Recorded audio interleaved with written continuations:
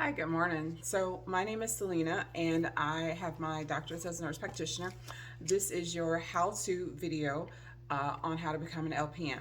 So, first, we're going to get started by talking about what is an LPN.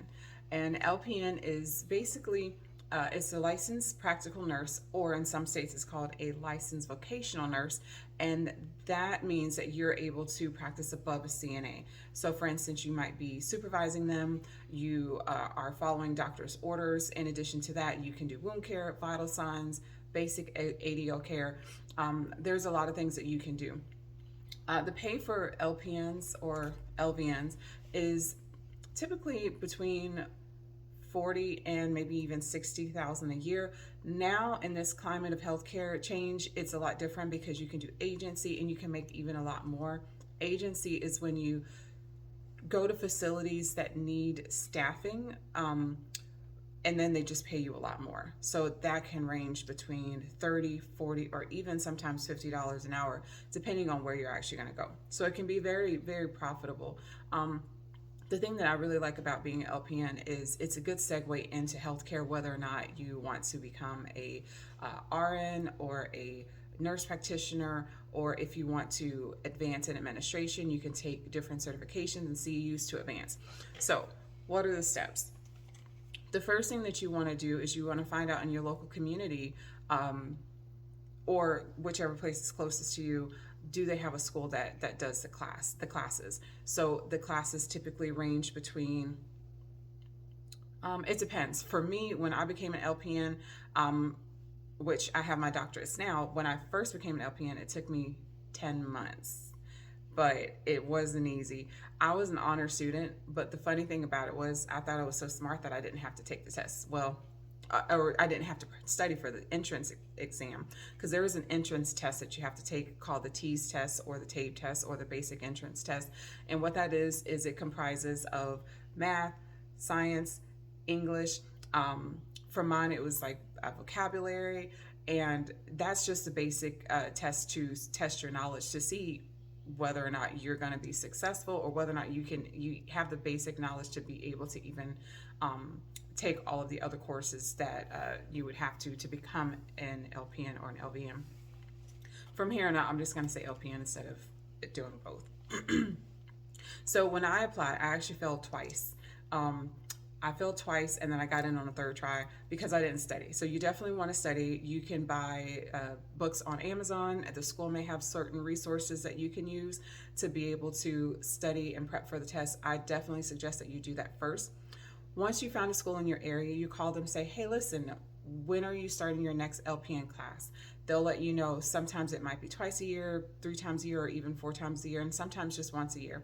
It could be a vocational school, it could be a technical college, it could be a community college or a state college. I don't really know if the universities offer them as much, because obviously they're more so into like 4 year or 6 year degrees. So you want to start there. Just Google in your phone how to become an LPN in my area, or LPN schools near me. Once you've I'm sorry, I'm looking down because I'm looking at my notes. Once you've decided which school that you want to go to, you want to ask them when is the admission process due? What do you have to bring? I know it can be very scary whenever you're thinking about getting into school to become an LPN if you're not already in the healthcare field, or even if you are in the healthcare field, say as a CNA, a receptionist, a medical assistant.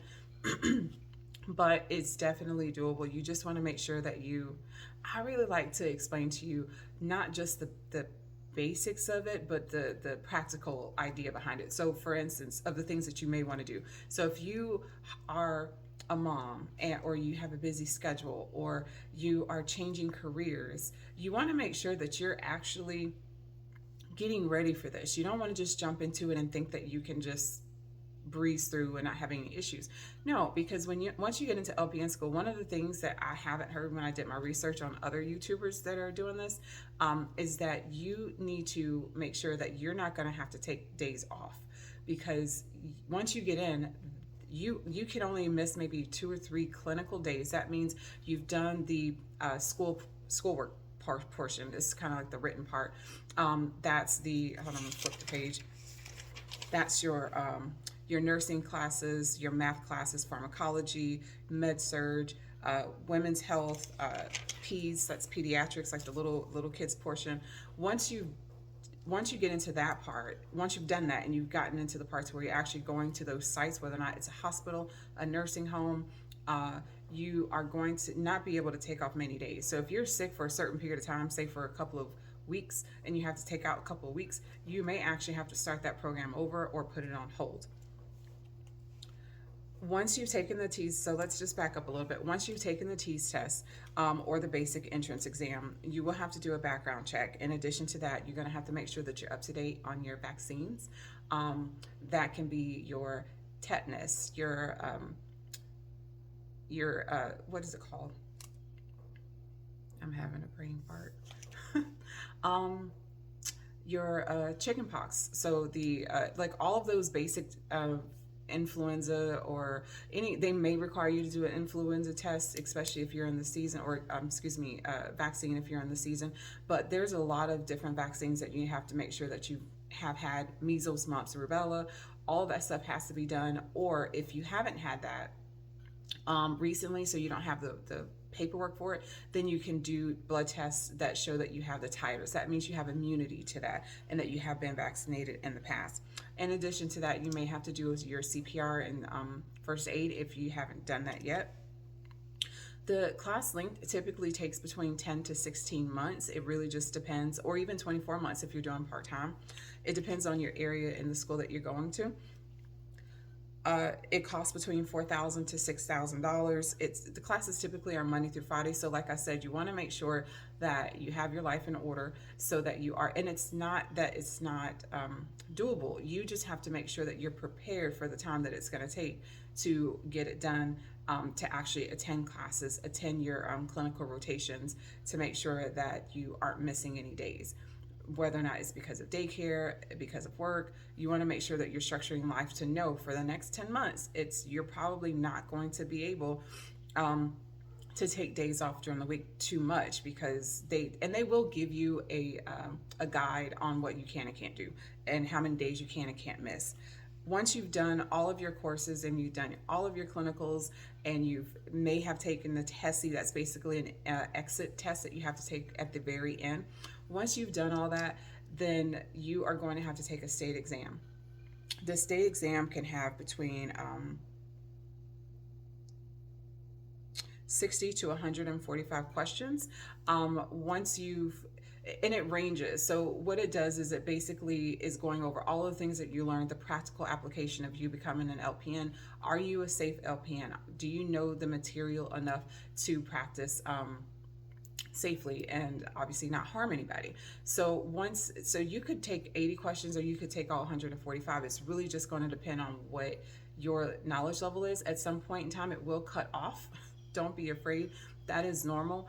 All it's saying is, hey, you've taken enough questions that we know that you're safe and you can be an LPN, or you don't have enough knowledge to be an LPN. And even if you fail, which you're not going to fail, you can always take it again. So just FYI, just so you know, there are 15 questions on that test, the state test, that are experimental. So if you see some questions on there and you're like, what the heck is this? That may have nothing to do with you. They're just putting out some questions just to see if it's something that they may want to use in the next couple of years on the next test. So just FYI, because you might see some stuff on there and be like, excuse me? No, this has nothing to do with me.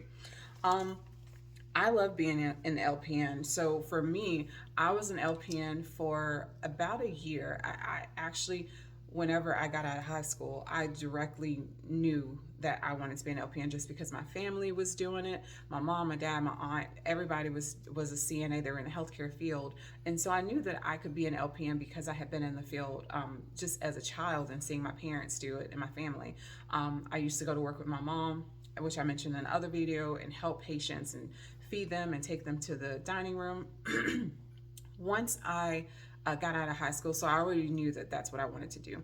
So my journey was a little bit different. I actually got out of high school, became a CNA, and then I tried to become an LPN, tried to get into school. I failed twice. And my friend was like, oh, hey, you should go to college. So I went to Bethune-Cookman College for 6 months, and that was during the hurricane season. I'm here in Florida, and there were 5 major hurricanes that year. So I ended up actually quitting college, and I came back home, and I was like, well, let me just try again. So I went back to the same school that I failed twice, and I passed on the third try. Once I finished, in 2007, I know I'm giving my age away here. Once I finished in 2007, I uh, I started working, and I worked in nursing homes. I loved it. It's something I had always wanted to do. And then while I was there, I heard about, I didn't know. So the reason why I'm creating these how-to videos is because, sorry, I have my pen here. The reason why I'm creating these how-to videos is because no one taught me how to do these things. How did it look? How can I make the transition from becoming an LPN to an RN? I didn't know how to do that until I was actually in the nursing home, and I had to train an RN to the unit that I was working on. And she said, hey, listen, did you know that you could, go back to school to become an RN, and it only takes 12 months? Excuse me? Nobody told me that. So what I ended up doing was, and obviously that was a while ago, but what I ended up doing was, she told me at the school, I called them and said, hey, I'm an LPN, how do I become an RN? And they said, okay, these are the start dates, this is what you need to do, this is when you need to show up, and this is how much it costs. I was sold. As soon as I found out, I was in school within the next couple of weeks in their next entrance. And luckily I don't want to say luckily, but at the time I didn't have a child. So I didn't have those responsibilities. I was already an LPN, so I just changed my schedule and worked more on the weekends versus during the week. So I was able to kind of adjust very quickly into doing that. And after 12 months, I had my associates as a nurse. And then the nurse practitioner stuff comes later. So we'll just talk about that in a different video. I'm just really excited that I can bring you this information. If this was helpful, please like the video or subscribe. If you have any comments about your journey of becoming an LPN and how that looked like for you, that can definitely help someone else. So I always say, if you have the knowledge, then share it. You never know how that's going to change someone's life. For me, it was life-changing when that nurse came in and just said, hey, did you know this? Did you know how to? So that's the end of my video. Our next one will be more so in the life of an LPN and how that looks like. Again, I worked in more of the nursing homes, but as an LPN, you can work in so many different areas. You can work in home health, you can work in the hospital. Some hospitals will still allow LPNs to work there. You can work in hospice, which is end-of-life care. You can work in dialysis centers. You can create your own not practice, but you can become an entrepreneur. You can do health coaching. Or IV hydration. There's so many different areas. It just doesn't have to be one. I know in my community, a lot of the times when people talk about becoming an LPN, they always kind of refer that to more of like the nursing home or skilled nursing facilities, and that's not necessary. That's not true. There's a wide range of places and areas that an LPN can work in. So I hope this video was helpful. If you do have any questions, you can put them in the comments. I will review them and I will answer you. Like I said, like and subscribe, share it if you know someone who's looking to become an LPN. I really enjoy being able to bring you this information, and I enjoy seeing you in my next video on how to, or basically the life of an LPN and a day and what that looks like whenever you are actually being able to, once you've graduated and you're done and you pass the test. So good luck. Again, if you have any questions, please let me know. Have a great day.